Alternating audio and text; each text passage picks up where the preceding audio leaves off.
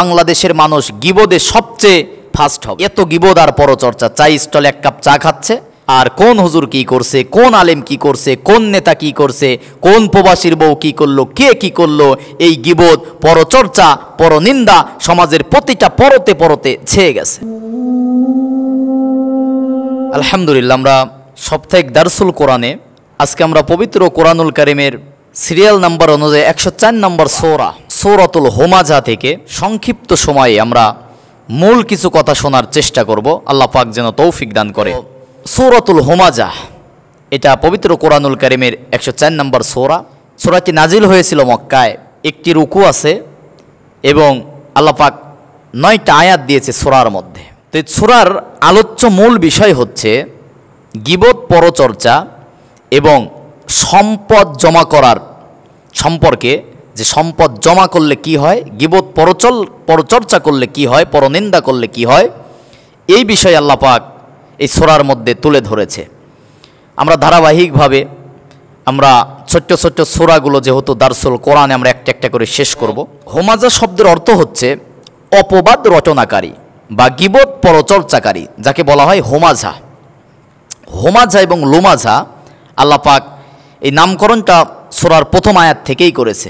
আল্লাহ পাক বলতেছেন, ওয়াইলুল লিকুল্লি হুমাযাতিল লুমাযা, দুর্ভোগ ওই সমস্ত প্রত্যেক ব্যক্তির জন্য, আফসোস, ধ্বংস, দুর্ভোগ এমন প্রতিটি ব্যক্তির জন্য যে মানুষের সামনে পিছনে পরচর্চা করে, পরনিন্দা করে, গীবত করে, চগলখড়ি করে।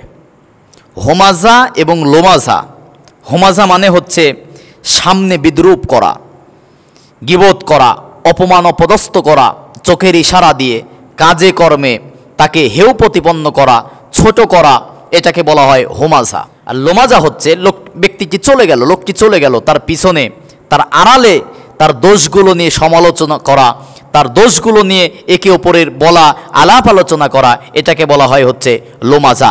দুটাকেই আল্লাহ পাক হারাম বলেছে। শুধু হারাম নয়, এমন কাজ যারা করবে এদের জন্য ধ্বংস, দুর্ভোগ, ওয়াইল নামক জাহান্নাম আল্লাহ নিজে বলেছে। আজকে আমরা এত পরিমাণ গীবত করতে পারি, আমার তো মনে হয় বাংলাদেশের মানুষ গীবদে সবচেয়ে ফার্স্ট হবে। এত গীবত আর পরচর্চা, চাই স্টলে এক কাপ চা খাচ্ছে, আর কোন হুজুর কি করছে, কোন আলেম কি করছে, কোন নেতা কি করছে, কোন প্রবাসীর বউ কি করলো, কে কি করলো, এই গীবত, পরচর্চা, পরনিন্দা সমাজের প্রতিটা পরতে পরতে ছেয়ে গেছে। এজন্য 1 নম্বর শিক্ষা আমরা দারসুল কোরআন থেকে সূরা হুমাযার প্রথম আয়াত থেকে নেব যে কোনো গীবত পরচর্চা করা যাবে না।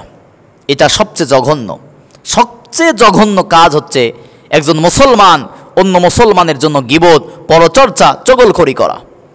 আপনি সেইটুকু সময় জিকির করেন, অন্যর কথা নিয়ে পড়ে থাকবেন না। মানুষ মাত্রই ভুল করে, মানুষের মধ্যেই ভুল আছে। আপনি যাকে নিয়ে আজকে গীবত করতেছেন সে তওবা করে ফিরে এসে আল্লাহর কাছে প্রিয় হতে পারে, কিন্তু আপনি তার দোষগুলো নিয়ে পরচর্চা করার কারণে তার গুনাহগুলো আপনার হচ্ছে, আপনার নেকিগুলো তার হয়ে যাচ্ছে। এজন্য আমরা বিশেষ করে গীবত, পরচর্চা এটা কখনোই করব না।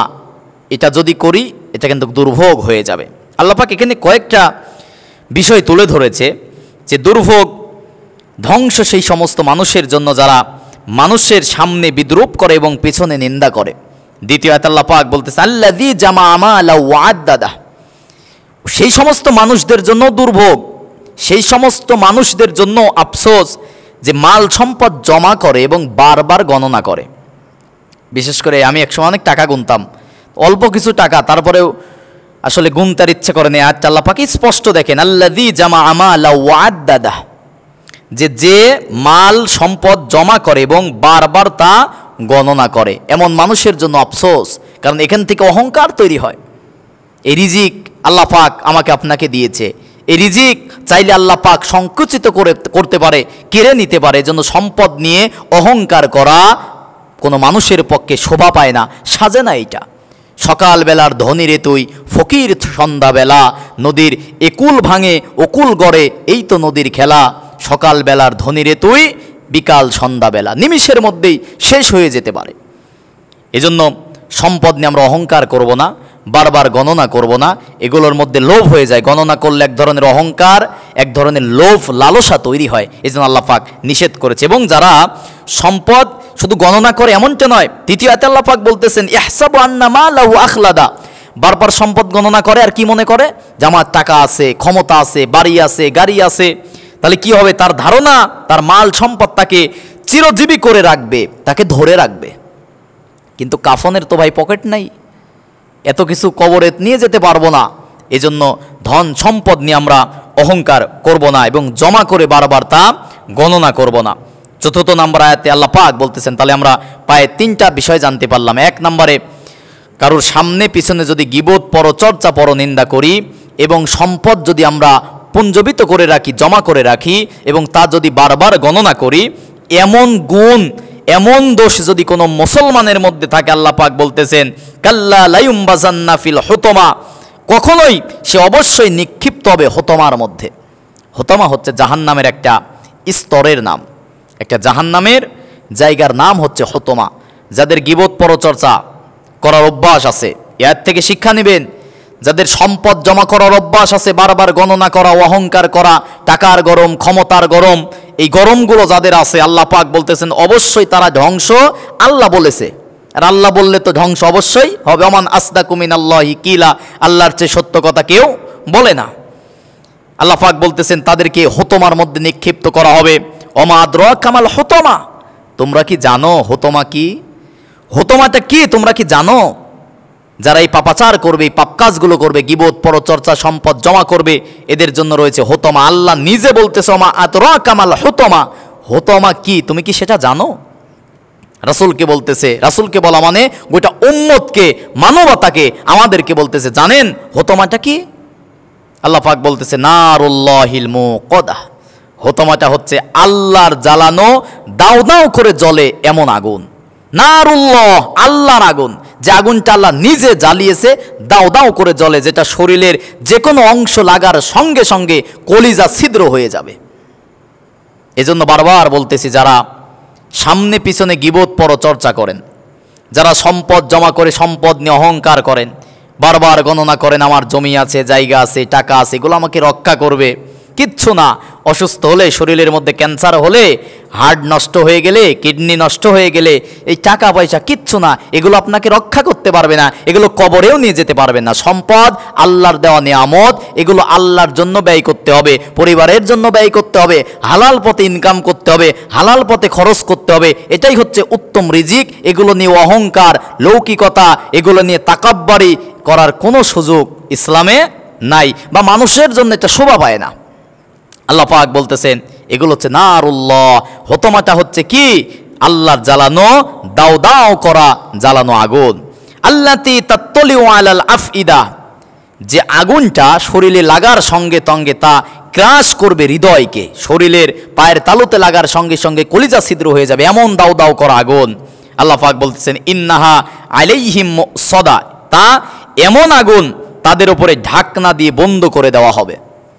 বিশেষ করে যারা গীবত, পরচর্চা করবে, সম্পদ জমা করে অহংকার করবে, বারবার গণনা করবে আর মনে করবে যে এই সম্পদই আমাকে রক্ষা করবে, এদেরকে কি করা হবে? এমন জাহান্নামে দেওয়া হবে, এই হুতমার মধ্যে দেওয়া হবে, যার মধ্যে দাও দাও করা আগুন থাকবে। এবং কি করা হবে? ইন্নাহা আলাইহিম মুসদা, ঢাকনা দিয়ে বন্ধ করে দেওয়া হবে, এবং ফি আমাদিম মুমাদ্দাদা, উঁচু উঁচু খুঁটির সাথে উঁচু উঁচু জায়গায় বেঁধে বেঁধে রাখা হবে দাও দাও করা আগুনের মধ্যে। আমরা সংক্ষিপ্ত সময় যেটা এই আয়াত থেকে শিখতে পেলাম সূরা হুমাযা থেকে, বিশেষ করে আমরা মানুষের সামনে পিছনে গীবত, পরচর্চা, পরনিন্দা, মানুষের দোষ নিয়ে আমরা খোঁচাখুচি করব না। আজকে তো আমার দেশে গীবত, পরচর্চা জায়েজ করারও ফতোয়া বাইর করছে। একজন যখন আর একজনকে বলে শুনছো অমুকের বেটা অমুক এই করছে, আসলে বললে তো আবার গীবত হয়, না বললেও তো হয় না, এটা বলে জায়েজ করে নেয়, যে বললে তো গীবত হয়, আবার না বললেও হয় না। তো এইটা বলে এই করছে, সেই করছে, এটা করছে, অন্যের দোষ নিয়ে সমালোচনা, গীবত করে। এই কাজ যারা করবে, এবং আল্লাযী জামা আমালা ওয়া আদ্দাদা, সম্পদ যারা জমা করে রাখবে, পুঞ্জবিত করে রাখবে এবং বারবার গণনা করে ভাববে যা এটাই আমাকে রক্ষা করবে, আমার এত সম্পদ আছে, এরকম মন মানসিকতা, অহংকার যাদের মধ্যে হবে, এদের জন্য হুতমা নামক জাহান্নাম সেখানে দাউ দাউ করা আগুনের মধ্যে উঁচু উঁচু পিলারের সাথে খুঁটের সাথে বেঁধে রেখে দাউ দাউ করা আগুনের মধ্যে তাদের শাস্তি দেওয়া হবে। এজন্য আল্লাহ পাক যেন আমাদের সকলকে গীবত, পরচর্চা, পরনিন্দা এবং সম্পদের এই লোভ লালসা এবং সম্পদ কেন্দ্রিক অহংকার থেকে আল্লাহ পাক যেন আমাদেরকে হেফাজত করেন। আমিন।